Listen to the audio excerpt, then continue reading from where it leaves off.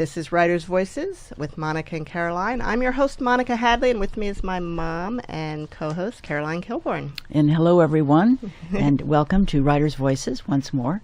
And we have, it often seems to be a really good thing that we have a mother-daughter co-host here. True.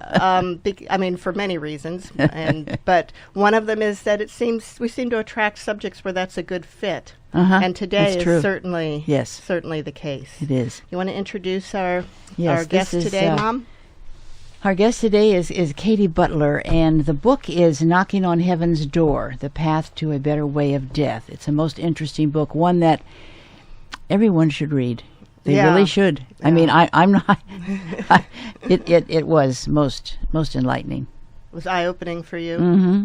And you want to tell us? Well, of course, I had a little bit about Katy, and then we'll get into the subject matter of the book. Of course, I had quite a bit of experience with similar with Ron. As far as that goes.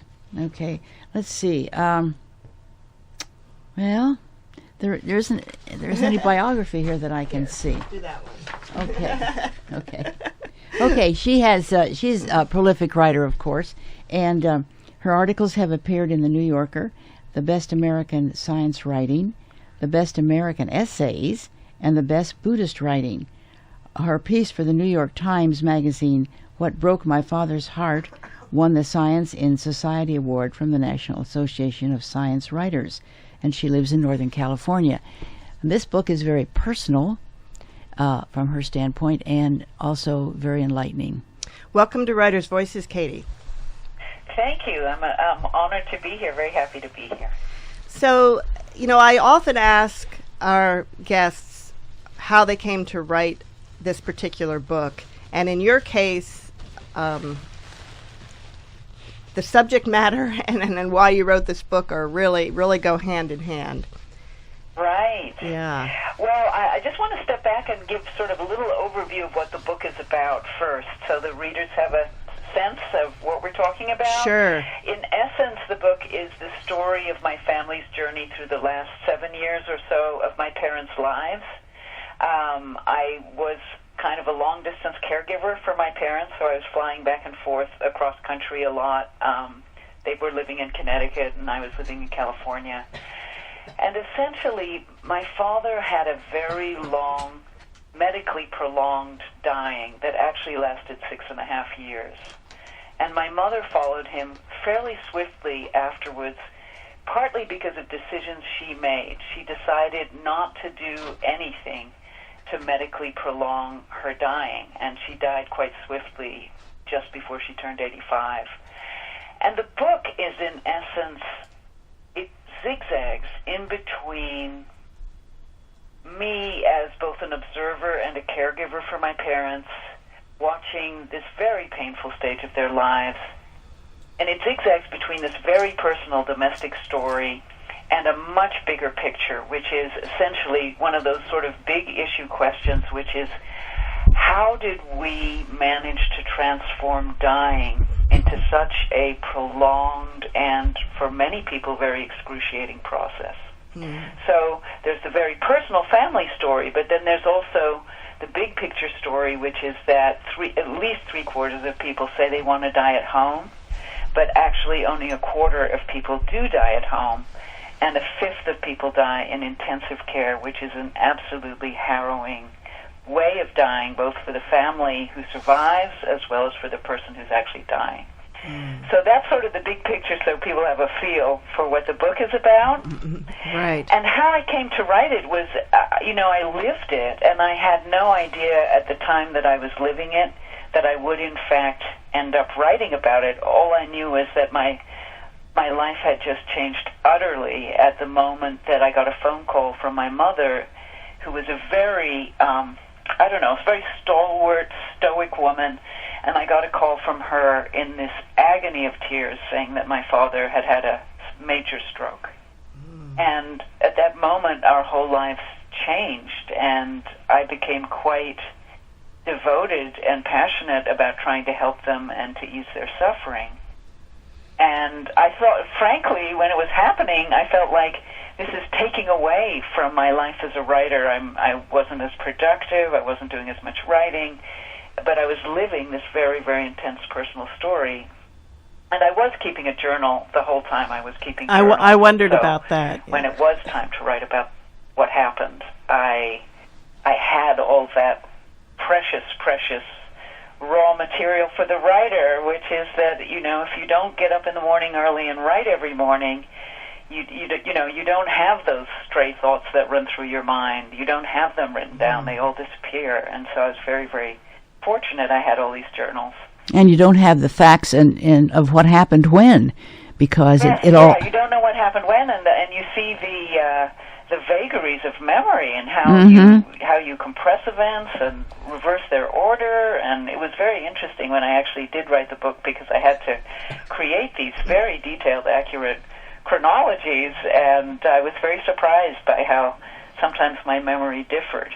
And isn't it funny how, despite knowing that, we always think when something's happening, I'm going to remember this exactly as it happens. Right. And yet we never do.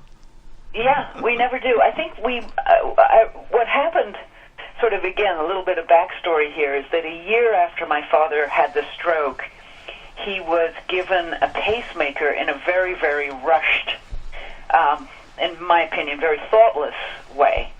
And this was at a point where my mother was pretty much an 18-hour-a-day caregiver, and my father couldn't fasten his belt or really finish a sentence. So they were both in a lot of misery. And he got a device that really created a barrier to a natural death for him, and I think helped prolong these very, very last years of his. And so that was kind of the journalist part of the story for me, is that after these hurried decisions were made and I was looking back, I went, how did this happen? Here's my father with a PhD, my mother with a master's, bright people. They had signed all those living wills and documents that you're supposed to sign. They didn't expect to, they were pretty much in control of their lives. They didn't expect to lose control of their deaths.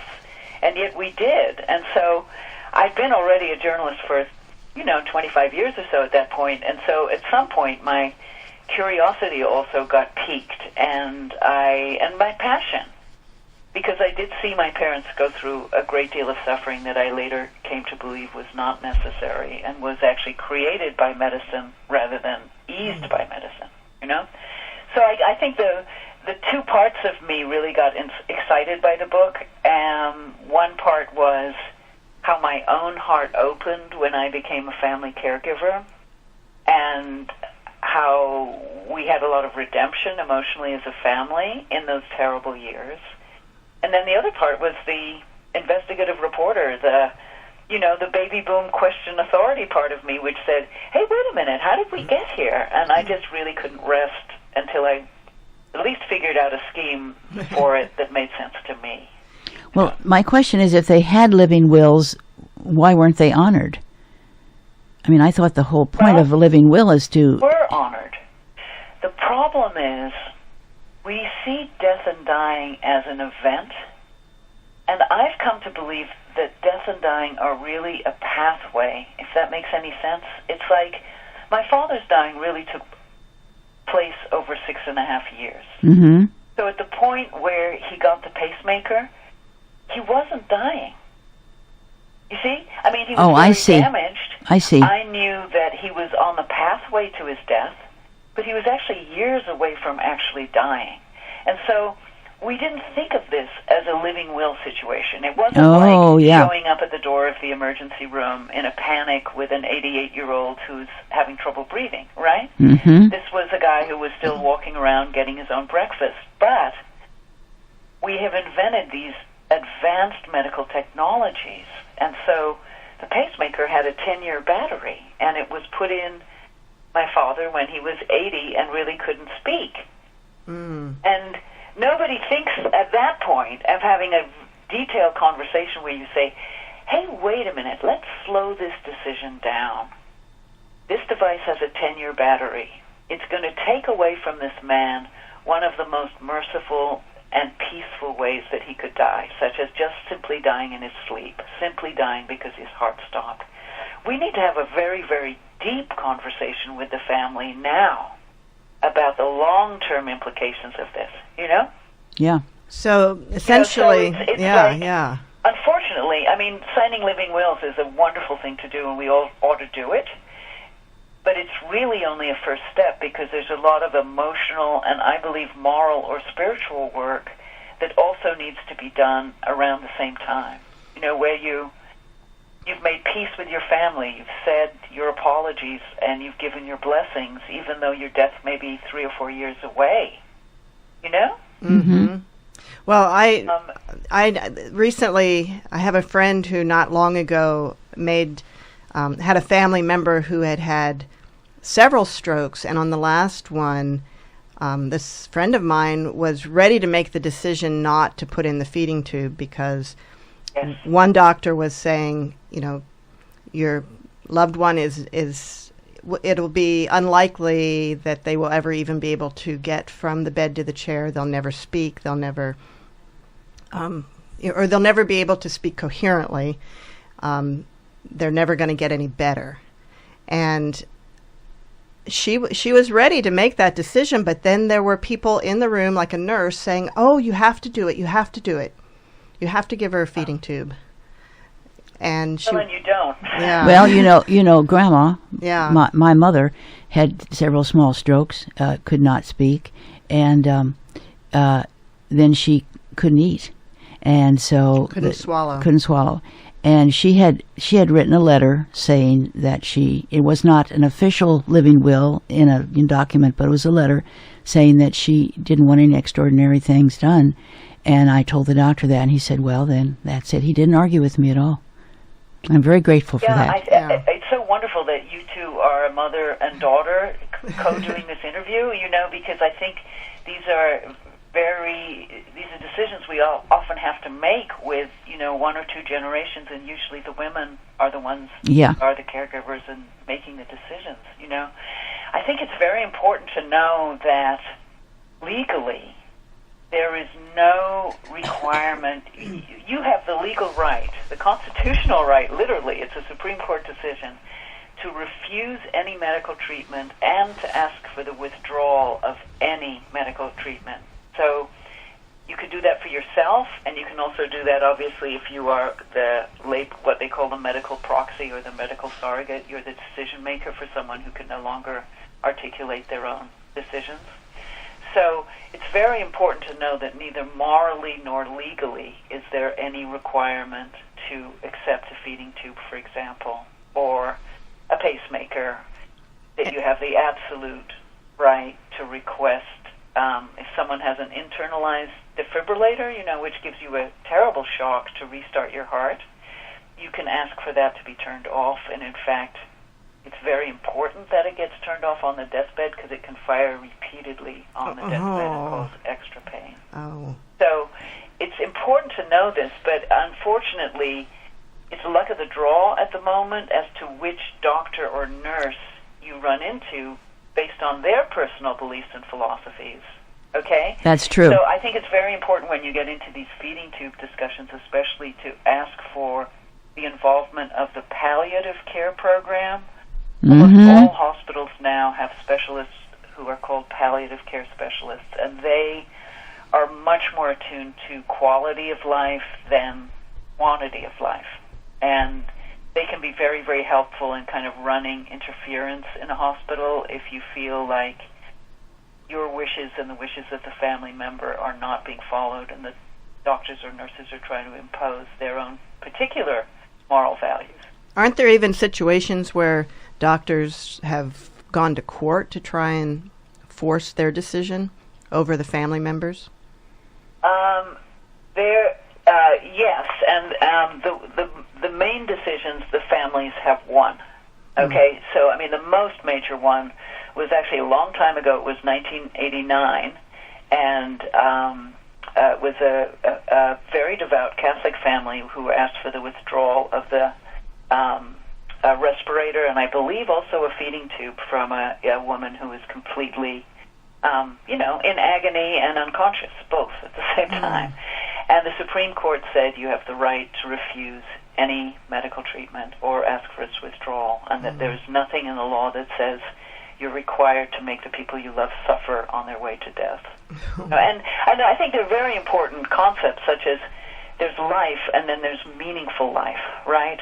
There's sort of the pure idea of simply keeping a body breathing versus the idea of what is a meaningful life for that person. And people are all across the spectrum on this, and some people are willing to put up with a lot of pain for an additional, month or two of life, and others really, really don't.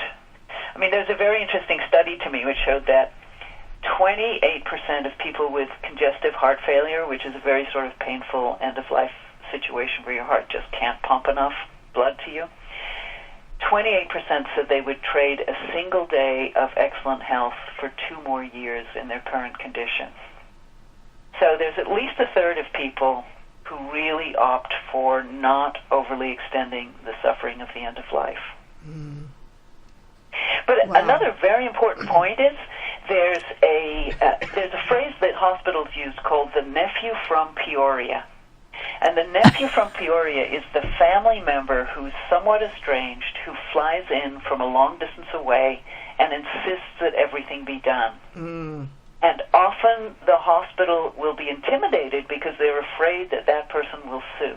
Right. So even if you have a living will and you've signed all the documents and you've appointed someone totally different to be your medical decision maker, you really have to watch out for those estranged or distant family members. And so, again, I think this is where I come back to, this is not just a legal paper problem, it's an emotional family problem.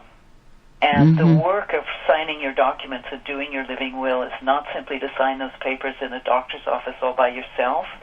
It's to make sure that you have all your family members on board, including maybe that, that half estranged nephew son from Peoria, 3,000 miles away and rarely talks to you. Because right. you really need to have a heart-to-heart conversation with them and ask them for their commitment to do what you need and not what their emotions are driving them toward. That's a good point. Yeah. You're listening to Writers' Voices, and our guest today is Katy Butler, the author of Knocking on Heaven's Door, The Path to a Better Way of Death. So, Katy, let's talk a little bit more about the writing of the book. You said you had your journals from this time period. You also had some journals from your mother, didn't you? Yes, I did. I was really gifted and graced in that my mother, before she even died, she sent me photocopies of some pages from her journal, and then after she died, I had her whole journal, as well as all of my parents were. My father was a historian, so they saved every little letter and postcard that they ever wrote or received. I got, oh my! File, so of course, as a journalist, I couldn't be better. Now, have you made your way entirely through that archive yet? No, I haven't. There's like 2 boxes in the garage. But I've gone through the ones that are really important to me. But it's so fascinating because I'm a writer. My journals are very sloppy and very verbose. I use those Mead spiral-bound notebooks that you get, college-bound notebooks that you get at the, basically the 5 and dime. Right. And I do a lot of free writing. I like to get up early and just let the pen travel fast and see where it takes me. So there's a lot of dross in my writing, my super first draft, my pre-first draft. But my mother was just the opposite. She was an artist and a minimalist, and so her journal is only probably 20 pages or so, but it is so concise and so direct and so moving as a result. Wow. Now, did your mother know that you were writing this book? She knew that I was writing an article for the New York Times, which preceded this book. But she actually died before the New York Times piece was finished. Oh. And so she didn't know about the book itself. But she was very supportive of the New York Times article, which was really something for her because she was of an older generation that is much more tight-lipped emotionally, doesn't share publicly, you know? Right, right. And yeah. One thing about this book is it is almost as much about your relationship with your mother as it is about your father's death and going clear back to early childhood. And I'm wondering I guess the question is why you decided to be so open and honest about that part of the family relationship. Well, we had a difficult relationship. You know, she was an uber housewife, and I was the most, terrible housewife in the world, and I was a journalist, right? So there were some inherent ways that we rubbed each other the wrong way, and I think that goes back a long, long way. I wrote about, and we came to quite a bit of redemption, although very imperfectly, in these last 8 years where I, did step up and really help them. I wrote about it so openly because I know this is a very, very tough life passage for everybody, for the aging parents and for the daughters and daughters-in-law and sons who are helping. I wanted to make sure that everybody, I didn't want to come across as a saint. Nobody in our family was saintly. I wanted the reader to understand that they were not alone. And that if they had horrible scenes with these parents that they were trying to help, that this was absolutely normal and that lots and lots of families go through some version of this. And I sort of feel like one of the underthemes of the book is that I came to be much more openly expressive of my love to everybody as a result of what I went through with my parents. And a lot of that had to do with working some things through with my mother because she was very critical, very perfectionistic, and I was frankly scared of her much of my life.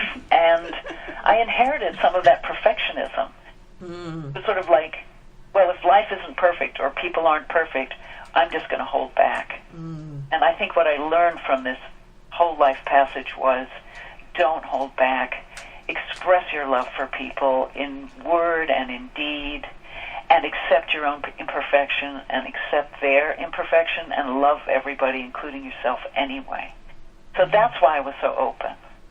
The what you said about showing people that it happens in every family, in every life, that is extremely important because one of the big stumbling blocks to people's happiness and contentment is thinking they are alone in this situation. Yes. And there's nobody else that's feeling this way, has never felt this way. And then when you find out, oh, yes, there are other people, and they can, that's monumental as far as I'm concerned.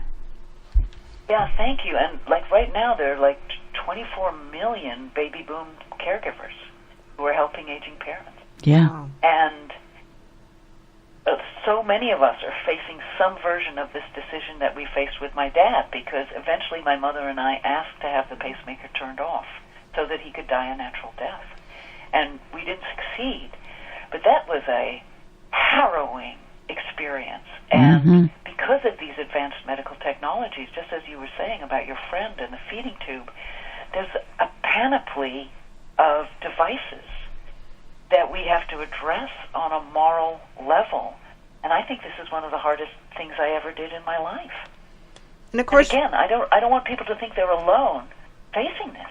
Right. And one of the things that makes that decision so difficult is that there's always hope that the person will get better if you just give them a chance.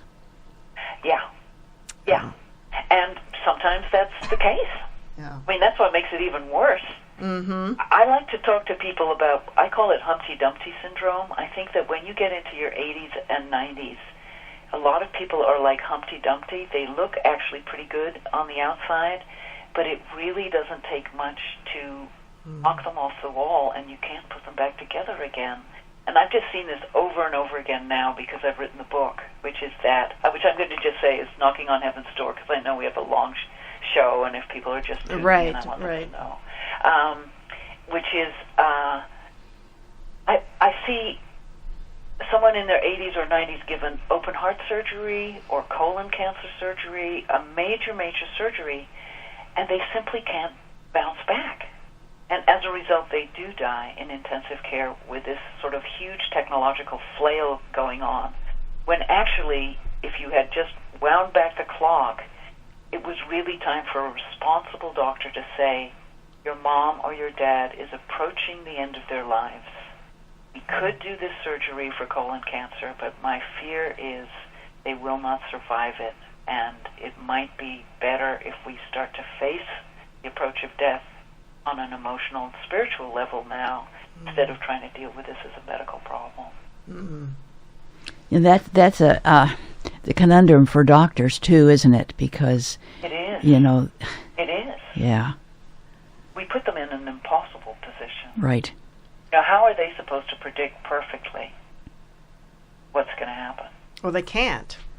They can't. No. They can't.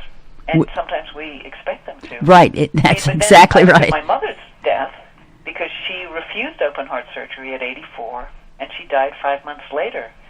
But the way I think of it now is we all die too soon or too late. Nobody times it perfectly. Seriously, because you're we're right, so technological, we think we're going to be able to make it all just come out just perfect. And it's kind of like going to the airport. Things do not happen just the way you want them to. And because my mother was willing to die too soon rather than too late, she actually had a very good death, according to the way she wanted to die. Wow. And, if she'd had that surgery, she might have gotten an extra 3 years. Then again, she could have come out of that surgery extremely demented, because there's a high risk of dementia with open heart surgery and stroke. And she didn't want to take that risk, and I had to respect her for that. Yeah, and in fact, if I were you, I might have felt grateful to her for that. I do and I don't, because it's always hard when someone dies too soon. Yeah. I mean, as I said, there's like very few perfect endings, and I certainly wished I had had a little more time with her, but it was her death, and it was really her, and in retrospect, I am incredibly grateful that I did not have to become her caregiver the way she and I were my father's caregiver, that I didn't have to go through another 5 years of this. Of course I'm grateful. Yeah. Well, yes, you didn't have to watch her suffer, didn't have to watch her slowly die. Yeah, because we had done that for 6.5 years with my dad. Mm-hmm. Yeah. Now, Katy, you mentioned that usually it's the daughters and daughter-in-laws that provide the bulk of the care, and it does seem like your brothers, you have two brothers who didn't participate nearly to the extent that you did during this time period. How did this whole experience impact your relationship with your brothers? Wow. Well, I hate to say it did. I, first of all, just have to say I love my brothers, and there were very good practical reasons why it was much harder for them to step up and do what I did. I had a much more flexible job. I had more money.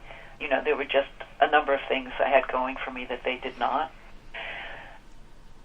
I'm very close to one of my brothers still, and during that whole time, he was an amazing emotional support for me, even though he wasn't that involved with my parents. So I got to call him and vent a lot, and he really helped me feel not alone.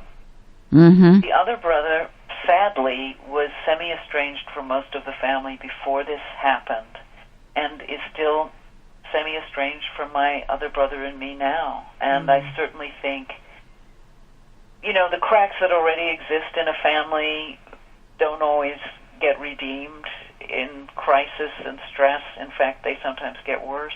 And so I guess I would have to say that about my relationship with my other brother, which is sad, but again, I'm not the first family to go through some version of this.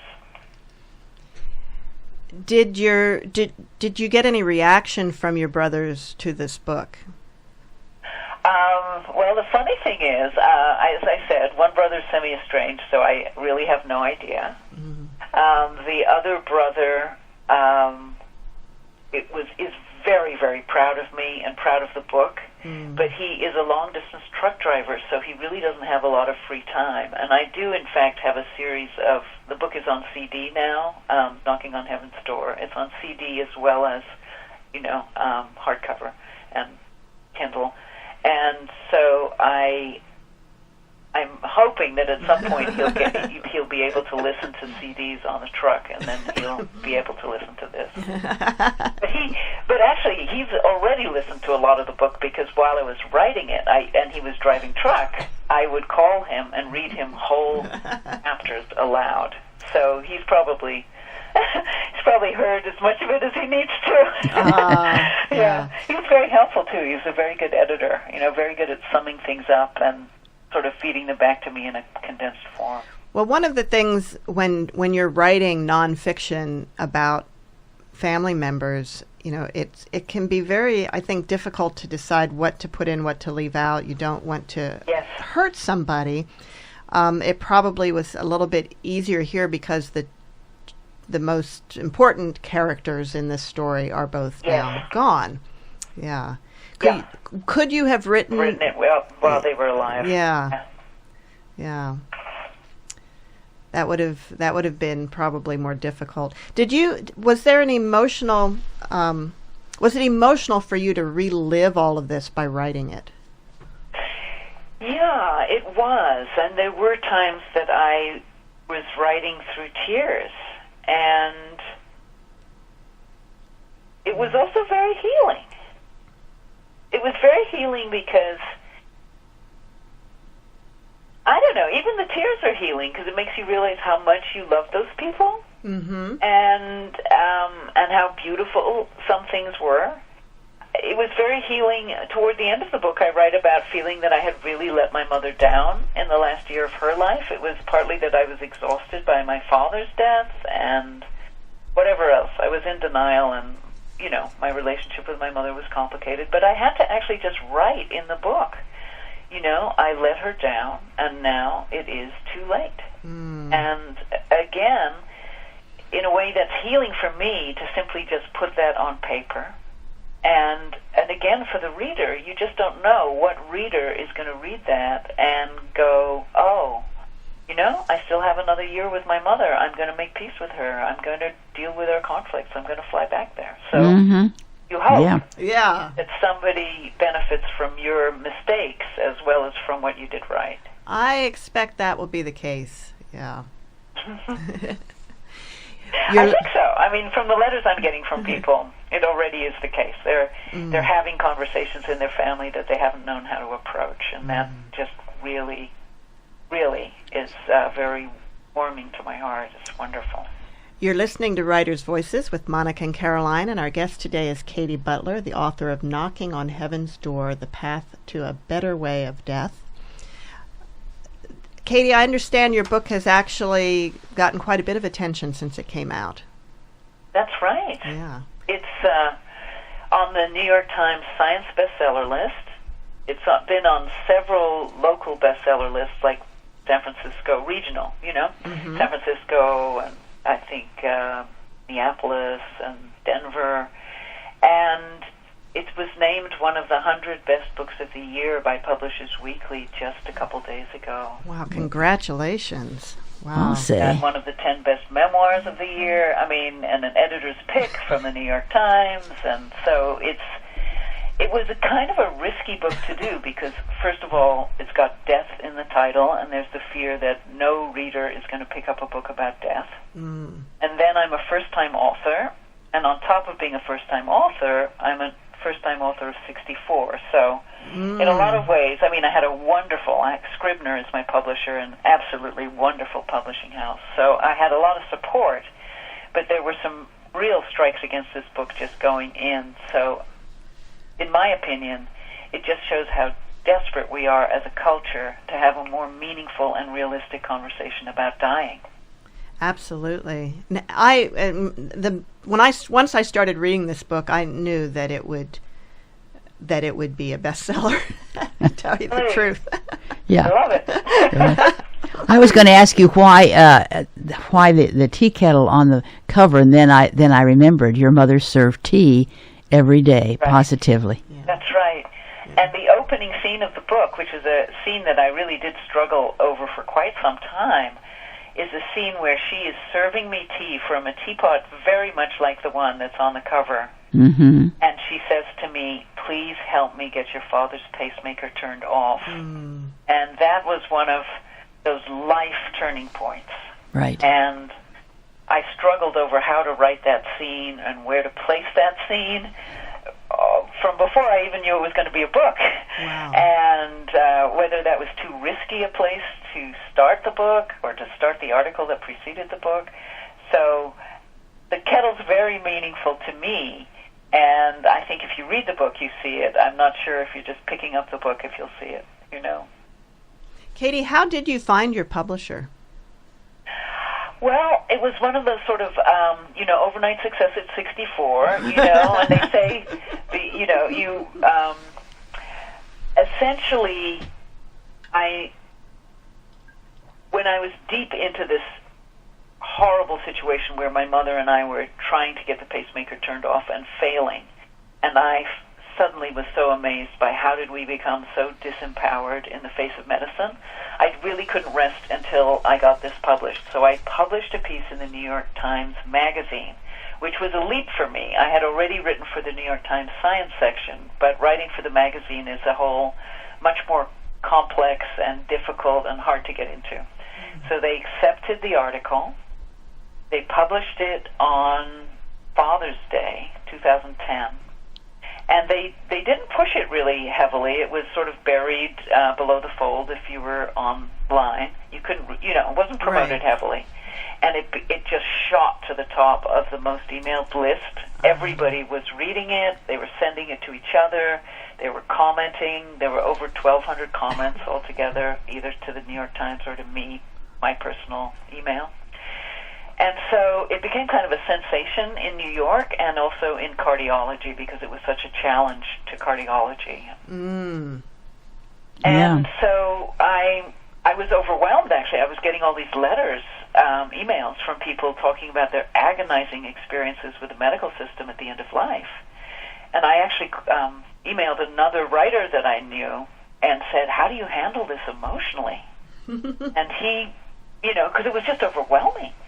And he emailed me back, and we emailed back and forth. And then he said, "Well, by the way, my literary agent in New York is this woman named Amanda Binky Urban.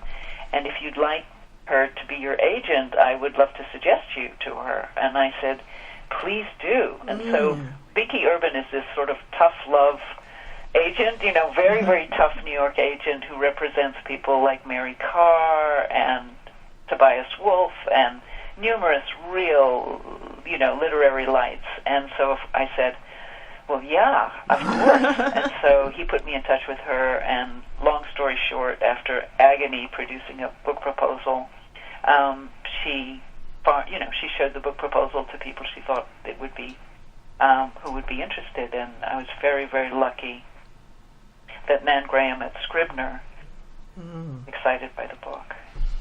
Well, Katy, when you did the article for the New York Times Magazine, did you write that on spec or did you pitch it first?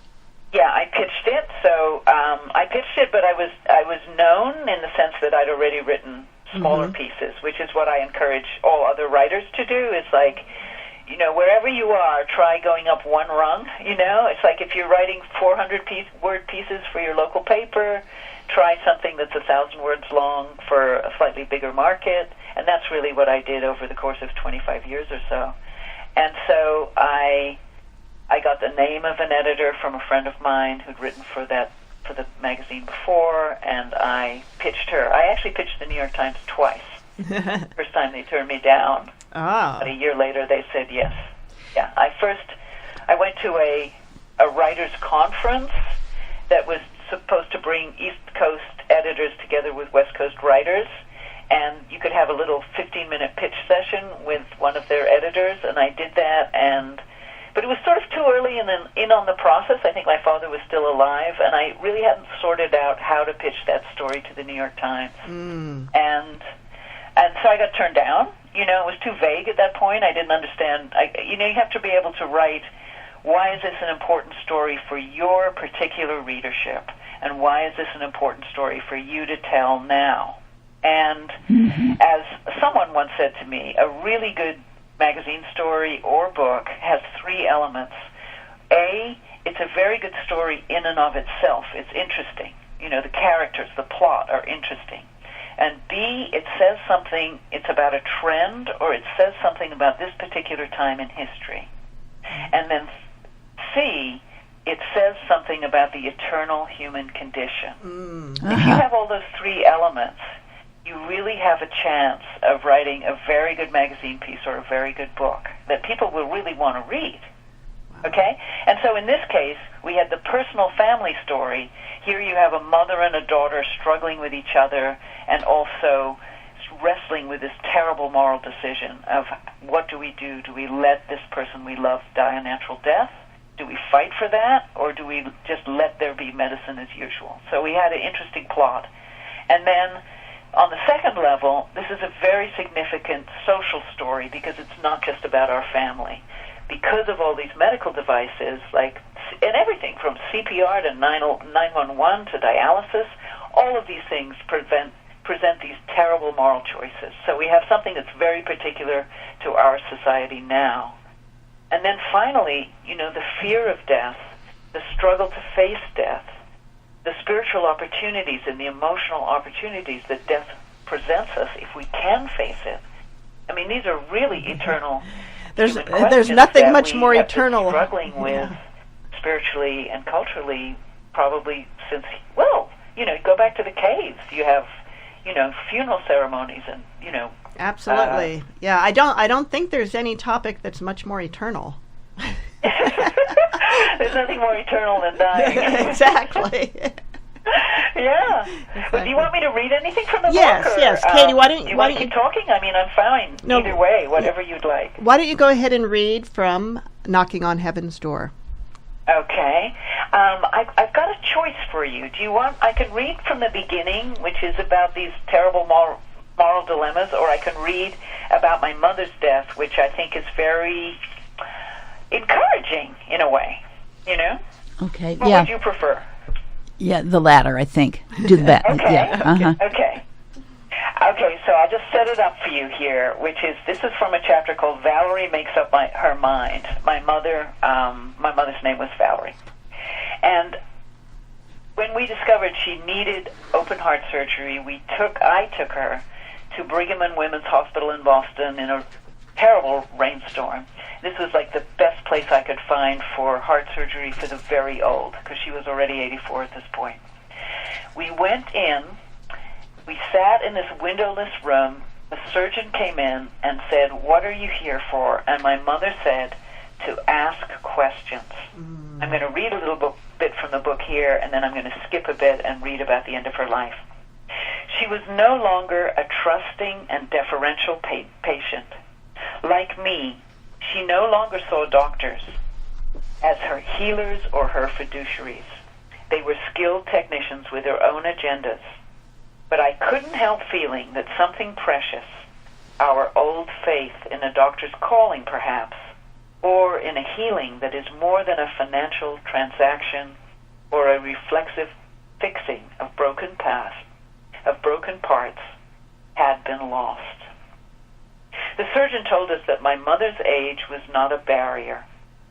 Now, she was 84 at the time, and he told her that she could live to be 90 if she had the surgery, and that if she didn't have the surgery, she had a 50-50 chance of dying within 2 years.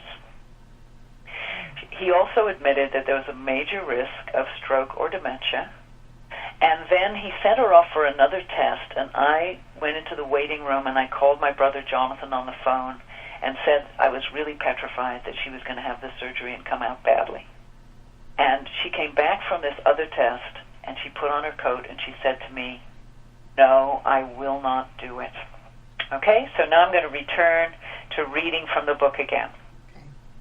My mother spent her last spring and summer arranging house repairs, thinning out my father's bookcases, and throwing out the files he'd collected for the book he never finished writing, saving only the love letters he'd written her.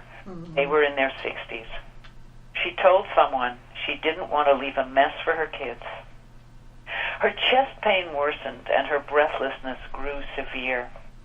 I'm aching to garden, to tidy up the neglect of my major achievement, she wrote.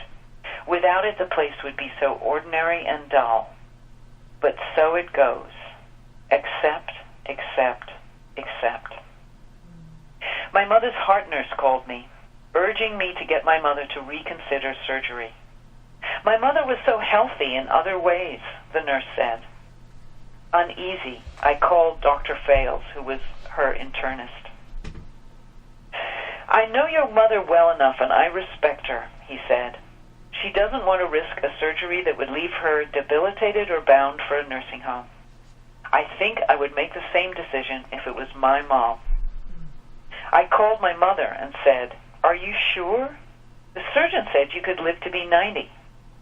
I don't want to live to be 90, she said. I'm going to miss you, I said, weeping. You are not only my mother, you are my friend. That August, she had a heart attack. She was still in the hospital, in a step-down unit, when I got a call from yet another member of Middlesex Cardiology Associates who'd been handed my mother's case. The desire of doctors not to give up on my mother, to resist death, and to show their caring by doing something, anything, seemed unstoppable. The doctors were considering giving my mother coronary artery bypass grafts, plus the 2 valve replacement surgeries she'd rejected when she had a far better chance of surviving them in decent shape. She seemed to be heading down the greased chute toward a series of Hail Mary surgeries, risky, painful, dangerous, and harrowing, each one increasing the risk that her death, when it came, would take place in intensive care. Burning with anger, I told the astonished cardiologist that my mother had rejected surgery before her heart attack, and I saw no reason to subject her to it now. I called her in her hospital bed. I think we're grasping. I stopped. At straws, she said, finishing my sentence. It was quiet. It's hard, she said, to give up hope. 4 hours later, she called me back. I want you to give my sewing machine to a woman who really sews, she said. It's a Bernina. They don't make them like this anymore. It's all metal, no plastic parts. But I'd like it, I said. But Katy, she said, you don't sew. I'm ready to die, she said. I'm at peace with all my children. She was overflowing. She told me she'd found the little spiral-bound notebook I'd made for her 80th birthday. It was so loving, she said, and oh, Katy, I didn't appreciate it. Cherish Brian, she went on. You mean stop being a snob and cherish Brian, I asked my partner. That's exactly what I mean. I love Brian, she said. I love Brian for what he's done for you. An old Zen master once wrote, Old plum tree bent and gnarled, all at once opens 1 blossom, 2 blossoms, 3, 4, 5 blossoms, uncountable blossoms, whirling, changing into wind, wild rain, falling, snow, all over the earth. My mother was like that. I could stop there, or I could go on. Do you want me to? That's a good place to stop. Yeah, okay. And then I just want to sort of fill you in, which is that, a month later she had a second heart attack. She was on hospice at that point, and she was taken to an in the hospital hospice unit. She had hammered silver earrings that she wore day and night for years, and she said, I want to take off my earrings. And the hospice nurse said, you don't have to take off your earrings. This is a hospice unit. You can wear whatever you want on a hospice unit. And she said, I want to get rid of all the garbage. And I think that was her way of saying, naked I came into this world, and naked I will return. And she sent my brother off to call my other brother and me, and 20 minutes later she was dead. And, like all deaths, it wasn't perfect. No, but she went on her own terms. Exactly. It was also an absolutely beautiful and brave death that she faced in a very old-fashioned way, very head-on, and it allowed her, it gave her the time, to make peace with me, to make peace with my other brother, to express this extraordinary outpouring of love and blessings that she, there's a wonderful way that when you know you're dying, it's kind of all bets are off and you can say anything. That's true. She took advantage of that in ways that were very healing for all of us, and I'm sure for her too. Oh, yeah. So for someone who just tuned in, that was Katy Butler reading from Knocking on Heaven's Door a few minutes ago. So, Katy, when you started writing the book, was it a full-time occupation for you? Yes, absolutely.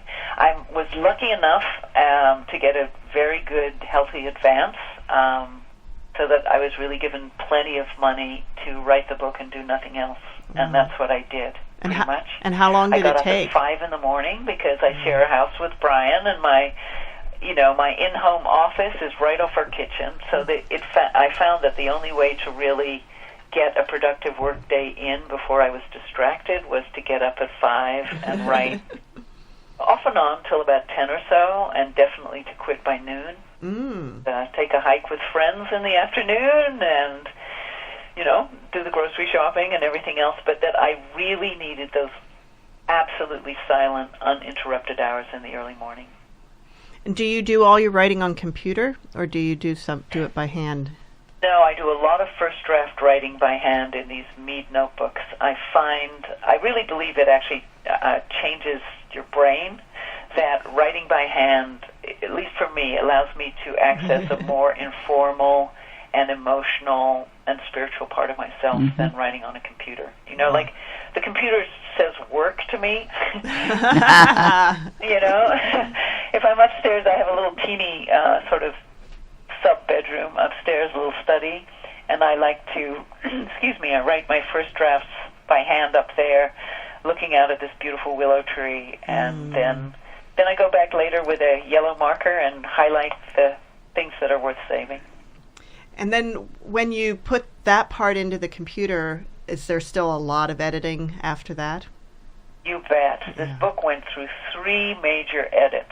Wow. I submitted early a very, very disorganized first draft. I got a lot of help from my editors at Scribner about where to move things around. I then rewrote it and dropped a lot of stuff. But it was still, the second draft was still, I'd say somewhat self-indulgent, like I was in love with the sound of my own voice. It was too slow, it wasn't tight enough, it wasn't direct enough in certain places. And so then I scrambled to do a third draft right before it was really due. And I'm like that. They say, the trip to the guillotine and the tumbril clarifies the mind. It's only when I have like this absolutely drop-dead deadline that the adrenaline courses through my brain and I get braver, more direct.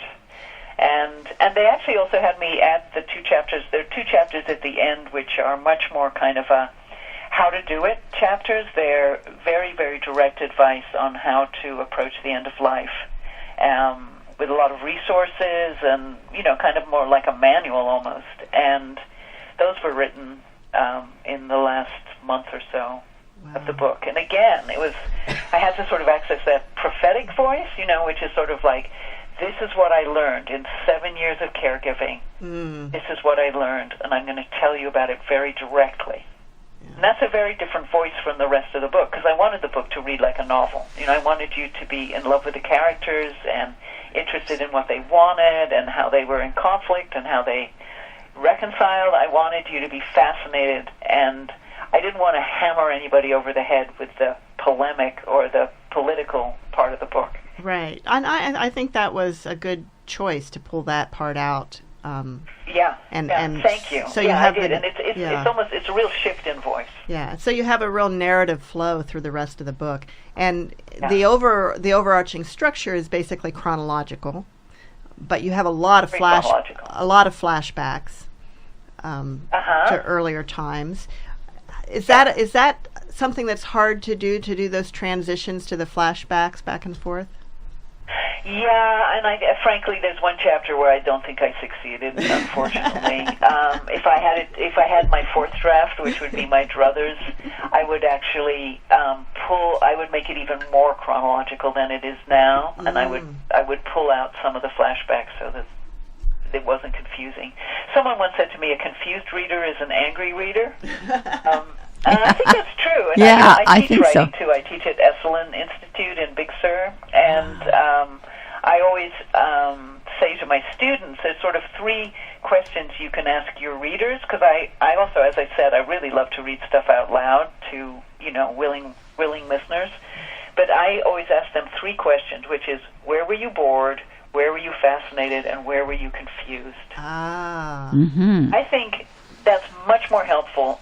Then what did you like? Yeah. Yeah, it's much more useful than what did you like, or what did you think was good, Yeah, or how do you think I ought to absolutely. rewrite this. But if you have those three pieces of information, you can really work on your next draft with a lot of direction. That is very, very good advice. It is. For writers. It is. So we only have a minute left. Tell us what you're working on now. Getting my life back. I'm involved in this massive continuing promotion of the book. So I'm speaking at hospice programs, and I am now speaking at what they call grand rounds, where you actually go into hospitals and speak to their cardiology professors and Wow. cardiology Whoa. students. So I'm more than anything, I'm missing writing. I do have a big investigative story that I'm hoping to do next, which I can't really reveal, but it's also a medical device story. Wow. But frankly, I've really become a public speaker, and I'm really hoping to influence how we deal with the end of life, because it's a two-way problem. There's a problem within medicine, and then there's a problem within us, because we can't face it. Well, I think you've definitely taken a big first step with knocking on heaven's door and being influential, because Thank you. It's, I would say so, yeah, yes. it's a very important book. It is. And, When, as I Well, said, wonderful. I've really enjoyed this, and thank you so much. well, thank you, and I hope we get to talk to you again with your next book. Great, and tell all your listeners to keep writing. Absolutely. yes, yeah, that's what we do. I want to share this with her. Okay. This is St. John Chrysostom said this. When we lose someone we love, they are now forever with us wherever we are. See you all next week on Writers' Voices.